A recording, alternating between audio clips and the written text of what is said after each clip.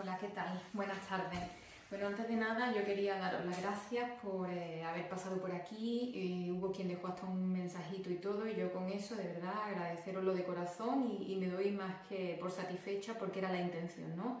Un poco compartir pareceres sobre algunos escritores y demás. Y bueno, con esa intención vuelvo hoy y hoy traía a un autor que también sería un autor de cabecera para mí. Luego pertenecería a ese tercer punto de anclaje o puerto de retorno de los que yo hablaba en mi primer vídeo. Es más, apareció en ese primer vídeo, pero un poco por casualidad, lo cual me pareció sumamente injusto y aquí estoy para arreglarlo. Es Juan Goytisolo. Yo hablaba de algún autor que había dejado una obra inédita con la intención de que se publicara años después de su muerte. Nombraba a Goytisolo, me parecía que era él, efectivamente era él, y bueno, me parece lo más justo del mundo traerlo hoy porque fue uno de los autores que a mí me cautivó hace muchísimos años, muchos años, más de los que quisiera yo que hubieran pasado, pero por suerte o por desgracia son los que tengo. Juan Goytisolo a mí me llegó mucho con su obra de viaje. Ahora explico un poco la etapa en la que podíamos dividir su obra y la que yo conozco un poco más y el camino que me queda, que por suerte para mí todavía es mucho.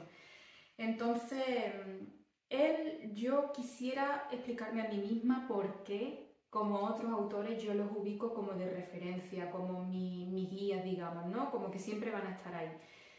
Como que os explicaba también que tiendo a identificarlo más con ellos y sus personas que con su obra. Y obviamente a ellos llego por su obra, lo cual es un poco contradictorio. Pero bueno, hay algún resorte que tocan, hay algo con lo que tú te identificas con ellos, con su forma de escribir, que obviamente para mí es su forma de ver el mundo, es lo que a mí me llega de ellos. Y hay muchas ocasiones en las que yo me pregunto, ¿qué haría esta persona? ¿Qué haría este escritor? ¿Qué haría esta escritora?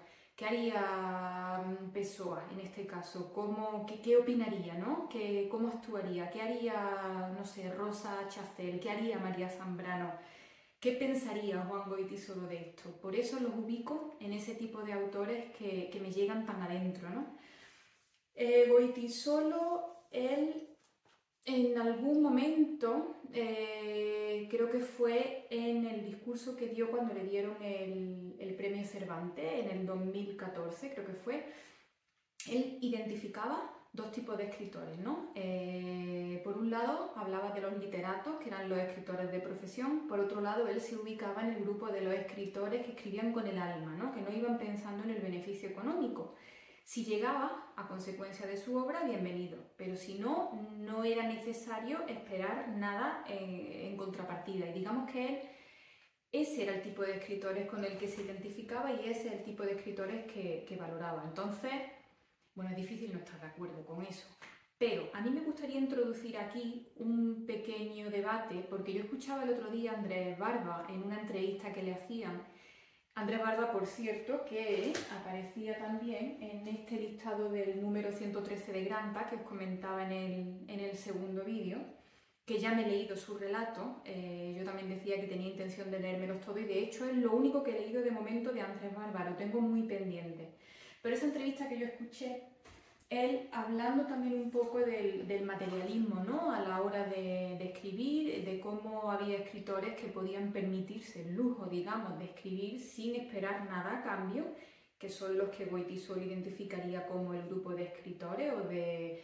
Él además le daba otro nombre, no era escritores per se, él hablaba, y lo tengo que tener en algún sitio, de aprendices de escribientes, y él se identificaba como uno de ellos. Pero Andrés Barba también venía aquí a decir algo que era muy interesante, y es que no debemos de perder en este sentido tampoco la conciencia de clase, me explico. El escritor que viene de una familia de clase media, baja, ese escritor si quiere dedicarse efectivamente a la escritura necesita una contraprestación económica, nos guste más o nos guste menos. Y en cierto modo, él decía, no es malo tampoco, porque lo que no queremos es que un escritor que se dedique a divagar y tal, se lo pueda permitir, porque no hace falta tampoco que digamos, venda su obra, quizá pierde un poco pie en el terreno, ¿no? Quizás se le olvida cuánto vale, no es que se le olvide, es que no sabe cuánto vale un café, un debate que hace unos cuantos de años tuvimos aquí en España, ¿no? Había un político, no recuerdo ahora quién era, que no sabía lo que valía un café. Ese riesgo se corre cuando un poco se pierde pie, ¿no? No sé, me pareció un tema muy interesante. Creo que Goytisolo hubiera estado muy de acuerdo con Andrés Barba, me hubiera encantado una conversación entre ellos dos sobre este tema. Pero bueno, un poco por equilibrar, ¿no? Lo que venía a decir Goytisolo, lo que yo escuché después que opinaba Andrés Barba, que por supuesto, como os digo, seguro que estaban de acuerdo los dos. Lo que pasa es que buscar un poquito ese equilibrio, ¿no? Y bueno, introducir el tema que a mí me parece apasionante y que daría desde luego para muchas horas de podcast, pero no es de podcast ni de vídeo, no es el caso. Así que continúo con Goytisolo. Su obra se podría dividir en tres etapas. Yo conozco más la primera, bueno, tres etapas. Yo diría tres bloques más que tres etapas. Y etapas serían dos. La primera que iría desde mitad de los 50 hasta mitad de los 60, que sería la etapa más realista de su escritura. Y luego a partir de los 65 en adelante, que ya empieza la etapa que se conoce como de madurez y que escribe desde un punto de vista mucho más simbólico. Esa etapa ya volveré en algún momento sobre ella, no será hoy porque la desconozco bastante. Muy poquito, la he pasado muy por encima. Prefiero hablar de lo que conozco, que en este caso sería su primera etapa, la etapa realista. De ahí, en novela como tal, me he leído solamente Fiesta. No lo tengo aquí, lo saqué de la biblioteca hace muchísimos años. Me gustó muchísimo la relación de amistad entre un niño en un pueblo bastante pobre y un personaje muy marginal de ese barrio, una persona muy pobre, el gran olvidado, digamos, pero el niño entabló una amistad entrañable con él. Y bueno, yo creo que ahí se reflejaba mucho este carácter de su obra de la primera etapa, en esa forma de ver las cosas y de tratar y de darle voz a los más pobres, a los más excluidos. Él siempre decía que había que mirar desde la periferia hasta el centro, ¿no? Incluso del Quijote decía que había que abrazar la locura del Quijote como una forma superior de cordura, ¿no? También decía, era muy afín al pensamiento de que la historia unos la hacen y otros la sufren. De algún modo, pienso que él se ubicaba seguro en el grupo de los sufridores. Sin ir más lejos, su madre murió durante un bombardeo en la Guerra Civil Española. Y fue precisamente su literatura de viaje lo que a mí me llegó primero. Yo allá por el 2010 o algo así, no recuerdo muy bien cuándo, me encontré en un viaje en autobús con este maravilloso compendio, Marruecos, abuelo de pájaro, de Goytisolo. Antes existía la costumbre de que algunas empresas de tren o de autobús, yo recuerdo haber visto monográficos de, como en este caso, de algunos escritores, otros eran compendios de relatos cortos, pero sí, hacían como algunas especies de ediciones pequeñitas para acompañar al viajero. Hace ya muchos años que yo no me encuentro con nada de esto. Por suerte, este llegó a mí hace muchos años. Y bueno, el retrato que hace aquí de la ciudad de Marruecos es maravilloso, habla también mucho de acabar con el estereotipo, ¿no?, que teníamos sobre los marroquíes y describe con muchísimo cariño ciudades como Marrakech, Tánger, el ambiente del zoco, la Medina, la plaza Jemaa el Fna, maravilloso. Y también, después de haberlo descubierto ahí, quise yo investigar un poquito más sobre el Goytisolo, que hablaba también de aquellos ambientes un poquito inhóspitos del norte de África. Y bueno, luego fue como descubrí que él empezó escribiendo literatura de viaje en el sur de España, concretamente en Almería. Él llegó allí por los 50, 55 creo, algo así. Este libro creo que se publica concretamente en el 60. Y fue precisamente aquí, describiendo ese tipo de paisajes tan olvidados, ¿no?, tan inhóspitos, tan desérticos, como él de algún modo vio una proyección a su futuro. Él, cuando entró en contacto con estos mundos, dijo que él esto lo iba a necesitar el resto de su vida. Unos años después se mudó a Marruecos y allí murió, incluso. Entonces, este libro es una gozada. Esto es un retrato no solamente de la ciudad, del territorio, del pueblo, sino también de su gente. Es un retrato maravilloso. Y hay además en esta edición unas fotografías preciosas de Vicente Aranda, del director de cine español tan reconocido, Vicente Aranda, autor de Tierra de Silencio, Libertarias, Carmen y demás. Parece que lo acompañó en el viaje, por lo menos en los inicios. él, aparte de que quiere aquí un poco hacer una literatura como si fuera una sucesión de fotografías, ¿no? Él tenía una concepción un poco así de que había que incluso trasladar al libro en escrito la forma, el dialecto de la gente del pueblo. Había que hacer un retrato muy fiel, mientras más fiel mejor. Como digo, pertenecía a la primera parte de su etapa como escritor, a la que se identifica más con una forma de escribir muy realista.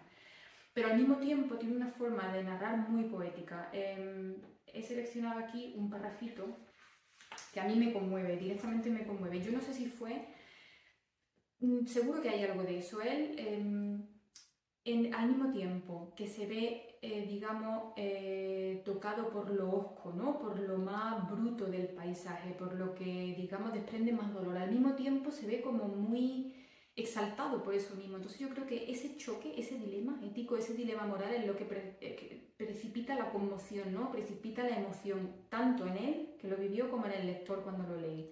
Entonces aquí, por ejemplo, se ve muy claramente en este párrafo el contraste, ¿no? Entre un hombre, un señor que él se encuentra allí, le está explicando cómo su hijo, uno de ellos en concreto, tenía una forma de entender el mundo diferente a los demás.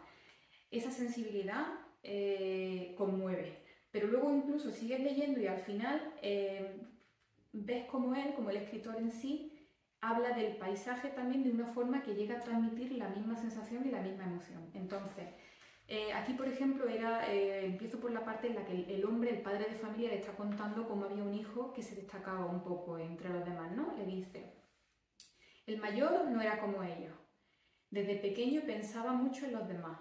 No en su madre, su padre o su hermano, sino en todos los pobres como nosotros. Aquí la gente nace, vive y muere sin reflexionar. Él no. Él tenía una idea de la vida. Su madre y yo lo sabíamos y lo queríamos más que a los otros. ¿Comprende? Sigue un poquito más abajo también y luego ya el hombre empieza a quejarse un poco de cómo el territorio, la tierra es tan inhóspita, ¿no? Tan poco productiva. Le dice, aquí han pasado años y años sin caer una gota, y mi mujer y yo sembrando cebada como estúpidos, esperando algún milagro. Un verano se secó todo, y tuvimos que sacrificar las bestias. Un borrico que compré al acabar la guerra se murió también. No se puede usted imaginar lo que fue aquello. Y a continuación ya entra el Goytisolo que yo quiero un poco daros a conocer aquí. Y él dice, la llanura humea en torno a nosotros, una banda de cuervos vuela graznando hacia Níjar, el cielo sigue imperturbablemente azul, el canto de la cigarra brota como una sorda protesta del suelo. Ese es el Goytisolo que me cautivó. Y después de Campos de Níjar continué con La Chanca. Mirad qué edición tan bonita. La Chanca es un barrio de Almería y digamos que esto es la exclusión de la exclusión y la miseria más profunda de aquella zona. Vuelvo a lo mismo, le cautivó la miseria, le cautivó la pobreza. Ya eso dice mucho de ese dilema y yo quiero ver en lo que os comentaba, en ese choque, ¿no? Ese choque entre qué tiene esto que a mí me llama la atención, qué tiene esto para que yo lo entienda como bello. Y bueno, mi última incursión en el mundo Goytisolo por ahora fueron estos diálogos que mantuvo con Günter Grass, diálogos sobre la desmemoria, los tabúes y el olvido. Dos escritores comprometidos conversan sobre la función del intelectual en la sociedad contemporánea. Creo que esto es del 99 o del 2000, tiene ya 25 años, pero por desgracia muchos de los debates y de los temas que trata son candentes ahora, ¿no? Son de actualidad. Al principio hay un párrafo también que dice ¿qué sentido puede tener la literatura cuando el futuro es una catástrofe programada, profetizada por espeluznantes estadísticas? ¿Qué queda por narrar cuando vemos que cada día se confirma y se pone a prueba, mediante los pertinentes ensayos, la capacidad de la especie humana para destruirse a sí misma y al resto de los seres vivos de las maneras más diversas? El futuro está poco menos que gastado, o si se quiere, arruinado. Ya no es más que un proyecto con muchas posibilidades de ser abandonado. Esta era una cita, ¿no? de alguien, creo que era de Günter Grass, y la incluye Goytisolo en las conversaciones. Lo recomiendo muchísimo. Aquí está el Goytisolo en su más pura esencia. El Goytisolo también muy político, muy activista, muy humano, muy humilde. Y una gran persona, yo creo, quizá por eso entre mis referentes. Y bueno, hasta aquí creo que más o menos he tocado un poco todo lo que quería, todo lo que tenía intención. No quiero hacer este vídeo tampoco muy largo.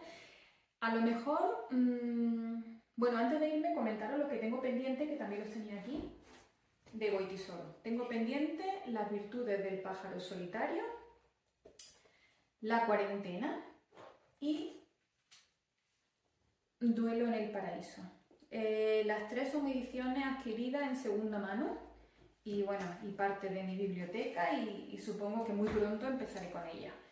Y luego también tenía aquí apartado, que este sí me lo he leído ya, de Canetti, un libro que además él también recomienda. En ese otro en este aparece mencionado, en Marruecos, abuelo de pájaros, aparece mencionado este libro de Canetti, que también está hecho de una serie de capítulos y de relatos cortos de cuando Elías Canetti estuvo allí en Marruecos, con motivo creo de una película que se estaba rodando y él era amigo del grupo de producción y pasó unos días allí.